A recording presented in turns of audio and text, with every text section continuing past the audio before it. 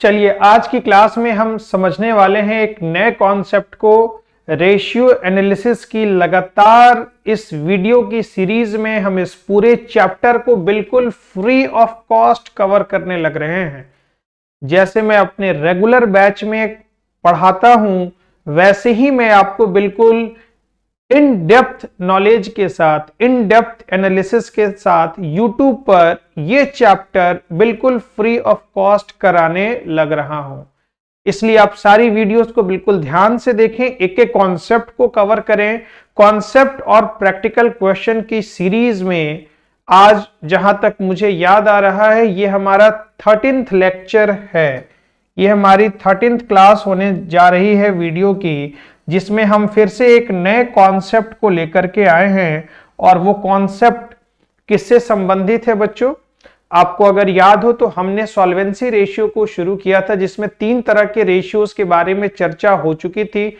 Total 5 तरह के ratios के बारे में हम लोगों को पढ़ने थे, 3 पर चर्चा हो चुकी है। 2 को आज इस वीडियो में कवर करेंगे, इसके प्रैक्टिकल क्वेश्चंस करेंगे और सॉल्वेंसी रेशियो को टाटा बाय बाय करेंगे। और जैसे ये खत्म हो जाएगा 2 तरह के रेशियोज पर, एक तो लिक्विडिटी रेशियो और दूसरा सॉल्वेंसी रेशियो। इन दोनों पर हम इन दोनों पर अपना कमांड कर चुके होंगे। तो आओ बच्चों, बिल्कुल टाइम वेस्ट किए बिना कॉन्सेप्ट को सीखते हैं, सवाल को करते हैं और आगे बढ़ते हैं इस चैप्टर की सीरीज में।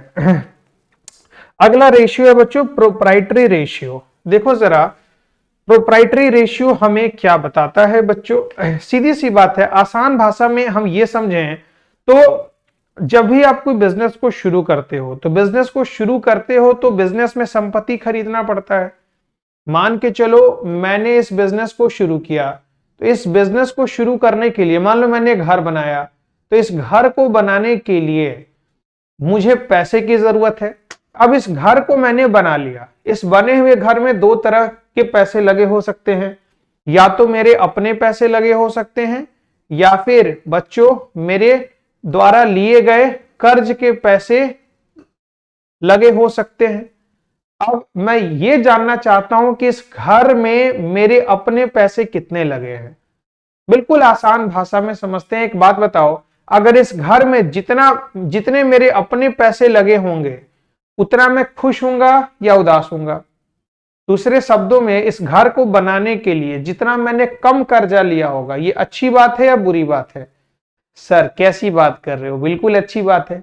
तो बिल्कुल अच्छी बात है, तो मतलब मैं यहां पर मुस्कुराने वाला हूं अगर इस घर को बनाने में मेरा ज्यादा पैसा लगा है। लेकिन अगर इस घर को बनाने में कर्ज का ज्यादा पैसा लगा है, तो फिर मुझे नाराज होना पड़ेगा, क्योंकि मुझे उन पैसों को लौटाना पड़ सकता है। तो इस कॉन्सेप्ट्स में प्रोप्राइटर का मतलब क्या होता है? प्रोप्राइटर, कई जगह दुकानों के नीचे तुमने देखा होगा प्रोप्राइटर लिखा हुआ। प्रोप्राइटर का मतलब क्या हुआ? ओनर। प्रोप्राइटर का मतलब हुआ ओनर। अब कायदे की बात क्या है कि अगर मैं ओनर का रेशियो निकालूं, तो ओनर का रेशियो किस संदर्भ में निकालूंगा? उसके एसेट्स के संदर्भ में, उसके पास संपत्ति जो है, और उस संपत्ति में मैं जानना चाहूंगा कि उसका कितना पैसा लगा हुआ है। उसका कितना पैसा लगा हुआ है, या वैसा कितना पैसा है जिस पर रिस्क बहुत कम है, जिस पर रिस्क है ही नहीं। वैसा कितना पैसा है जिस पर बहुत अधिक रिस्क है। तो ये सारी चीजों की कैलकुलेशन बहुत जरूरी हो जाती है बच्चों। इसीलिए इस कॉन्सेप्ट में, इस प्रोप्राइटरी रेशियो के कॉन्सेप्ट में हम ये सीखने वाले हैं कि किसी भी ओनर ऑफ द एसेट्स के पास जितनी भी संपत्ति है उसमें उसका कितना हिस्सा है, मतलब कर्ज फ्री कितना हिस्सा है, लेस रिस्की कितना हिस्सा है, नॉन रिस्की कितना हिस्सा है। अब आओ जरा इसको टेक्निकल भाषा में समझने का प्रयास करते हैं। अकाउंटिंग भाषा में अगर मैं बात करूं कंपनी की, तो कंपनी के पास जितना टोटल एसेट्स है उसमें शेयर होल्डर्स फंड कितना कंट्रीब्यूशन है शेयर होल्डर्स फंड का। मतलब ये 2 चीजों का रिलेशनशिप को बताता है, एक शेयर होल्डर फंड, दूसरा टोटल एसेट्स। बात समझ में आ रही है? तो इस एग्जाम्पल की माध्यम से मैंने आपको समझाने का प्रयास किया शॉर्ट एंड स्वीट तरीके से। मैं उम्मीद करता हूं आपको समझ में आई होगी बातें। आओ जरा कहानी को आगे बढ़ाते हैं और पढ़ते हैं। देखो जरा क्या बोला, प्रोप्राइटरी रेशियो। प्रोप्राइटरी रेशियो हमें भैया क्या बताता है, डिपिक्ट्स द रिलेशनशिप बिटवीन किसके किसके बीच, प्रोप्राइटर फंड। प्रोप्राइटर का मतलब होता है ओनर, प्रोप्राइटर का क्या मतलब होता है, ओनर। ये बात कर रहा है owner fund and total assets. This ratio shows the portion of shareholders fund in the total assets of a business. सीधी सी बात है, क्या बताता है, शोज द पोर्शन, सर्कल कर लो भैया, shows the portion of share holder fund का कितना हिस्सा है बिजनेस के टोटल एसेट्स में।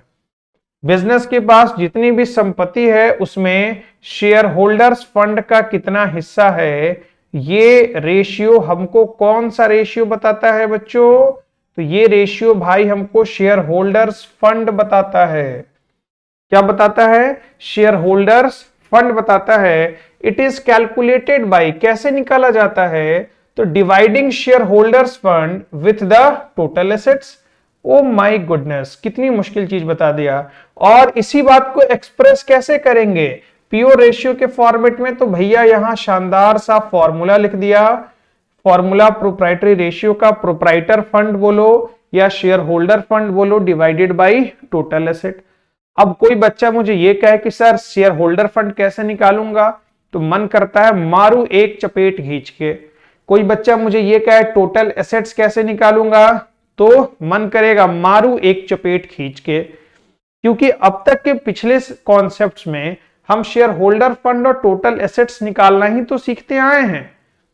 मेरी बात को समझो जरा, इसी चीज को तो हम सीखते आए हैं।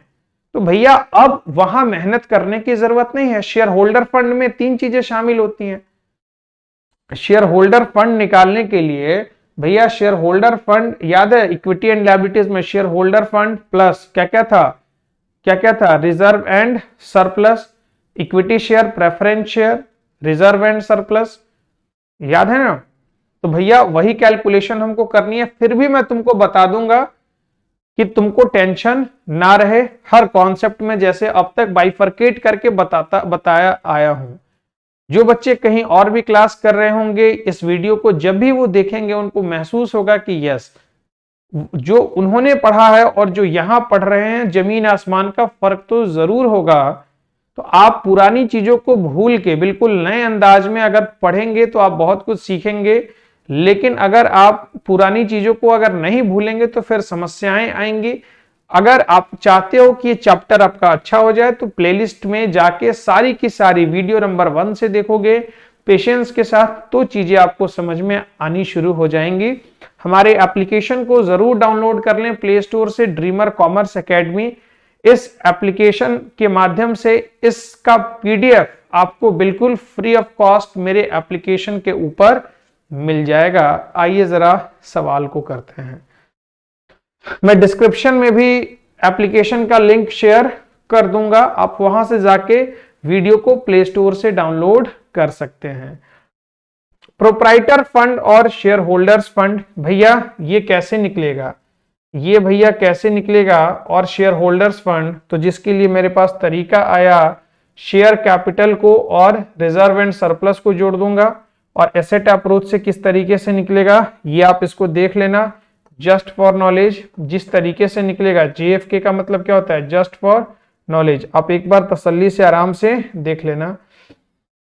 इधर देखो, ये वाला इंपॉर्टेंट है, ये वाला इंपॉर्टेंट है।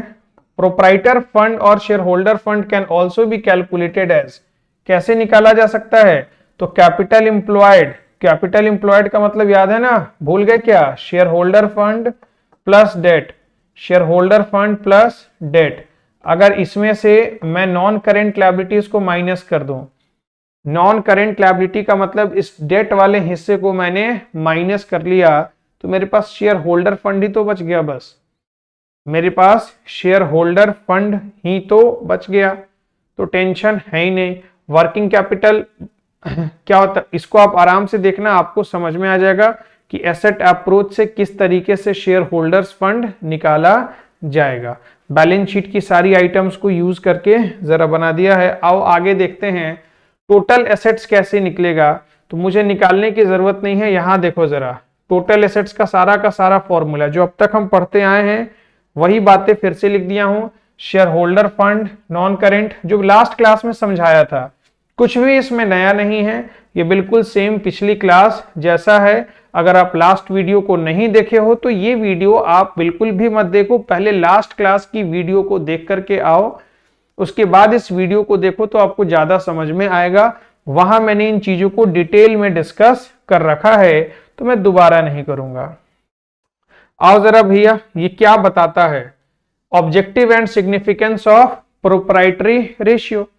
भैया टोटल एसेट्स में कितना हिस्सा कंपनी के मालिक का है, और कंपनी के मालिक को ही इक्विटी शेयर होल्डर्स कहा जाता है। ठीक है, shareholder are the owner of the company, equity हो चाहे प्रेफरेंस हो, shareholders are known as owner of the company. तो कंपनी के कुल संपत्ति में, टोटल एसेट्स में कंपनी के मालिकों का कितना हिस्सा है, that is share holder fund का क्या कंट्रीब्यूशन है। तो जितना अधिक हिस्सा होगा उतनी अच्छी बात है, जितना कम हिस्सा होगा उतनी बुरी बात है। बात समझ में आ रही है। नया घर बनाने में वही वाला एग्जांपल, कर्ज वाला। तो अगर कंपनी के टोटल एसेट्स में कंपनी के मालिकों का हिस्सा अधिक है, मतलब रेशियो अधिक है, न्यूमरेटर अधिक है, न्यूमरेटर जितना अधिक होगा वैल्यू उतनी अच्छी आएगी। अगर डिनोमिनेटर कांस्टेंट है, हमने ये मान लिया है, तो ठीक है, न्यूमरेटर कम हो गया, डिनोमिनेटर बढ़ गया, मतलब क्या हुआ, शेयर होल्डर फंड का कंट्रीब्यूशन घट गया टोटल एसेट्स में, ये बुरी बात है। उसी बात को जरा देखो, प्रोप्राइटरी रेशियो क्या बताता है हमको, क्या बताता है भैया, इधर देखो जरा, प्रोप्राइटरी रेशियो हमको क्या बताता है, shows the extent to which, कितने हद तक, the extent to which the total assets have been financed by the proprietor। Proprietor का मतलब क्या हुआ, ओनर। टोटल एसेट्स में ओनर का कितना कंट्रीब्यूशन है। हायर द रेशियो, ओहो, higher the ratio, proprietary ratio जितना अच्छा होगा, greater the satisfaction for lenders. Lenders का मतलब उधारकर्ताओं, जिन्होंने माल उधार पर दिया है, जिन्होंने पैसे दिए हैं। As the firm is less dependent on external source of finance, क्योंकि फर्म बाहरी स्रोत के पैसों पर डिपेंडेंट नहीं है, फर्म इतनी सेल्फ सफिशिएंट है कि सारी चीजों को मेंटेन करके, मेकअप करके चल सकती है। चलो, उसके बाद दूसरा क्या है, अ लो प्रोप्राइटरी रेशियो। हाई का तो अच्छी बात है, लेकिन अगर लो है, इंडिकेट्स, क्या इंडिकेट करता है, that long term lenders are less secured and they may face the risk of repayment of debt। अगर मैंने निकाला प्रोप्राइटरी रेशियो और मुझे पता चल गया कि कंपनी के एसेट में कंपनी के मालिक का ही कंट्रीब्यूशन कम है, कर्जा ज्यादा ले रखा है, इसका मतलब पैसा डूब सकता है। अगर मैंने कंपनी को पैसा दिया है, सोच के देखो, ऐसी कंपनी में तुम पैसा लगा रहे हो जिस कंपनी ने जो संपत्ति क्रिएट किया है वो सिर्फ लोन की बदौलत किया है, तो कल को पैसे डूबने की संभावना उस कंपनी में ज्यादा है। तो इसीलिए स्टॉक मार्केट में पैसे लगाने के पहले ये चैप्टर आपको बहुत मदद करता है। अगर आपको चीजों की नॉलेज है तो बैलेंस शीट के आइटम्स को देख करके आप बहुत सारे रेशियोज को निकालोगे और इन्वेस्टमेंट डिसीजंस आप इजीली ले सकते हो। ठीक है बच्चों, तो भैया ये 3 इंपॉर्टेंट पॉइंट्स, पहले टोटल एसेट्स कहां से फाइनेंस हुआ है, टोटल एसेट्स में ओनर का कितना हिस्सा है वो बताता है, हायर है तो खुशी की बात है, लोअर है तो दुख की बात है। यही बात को हमको लिख देना है। आओ जरा अब हम लोग करेंगे प्रैक्टिकल क्वेश्चंस को। वाह जी वाह सर, वाह, मजा ही आ गया आज तो। कॉन्सेप्ट सीखा और प्रैक्टिकल क्वेश्चन हम करने लगे। आपको अंडरस्टैंडिंग पर ध्यान देनी है, लिखने पर फोकस अभी नहीं करना। आप धीरे धीरे खुद लिख लोगे, वीडियो पहले समझ लो चीजों को, बाद में वीडियो को पॉज करके लिख लेना। कौन सी बहुत भागा जा रहा है वीडियो, आराम से पॉज करो, चीजों को लिखो, स्क्रीनशॉट ले लो, उसमें क्या दिक्कत है। चलो आओ जरा, और अगर वीडियो अच्छा लगे यार, तुमको लगे कि तुम बहुत अच्छे तरीके से, बहुत आसान तरीके से चीजों को सीख रहे हो, तो कमेंट सेक्शन में कमेंट करके हमारा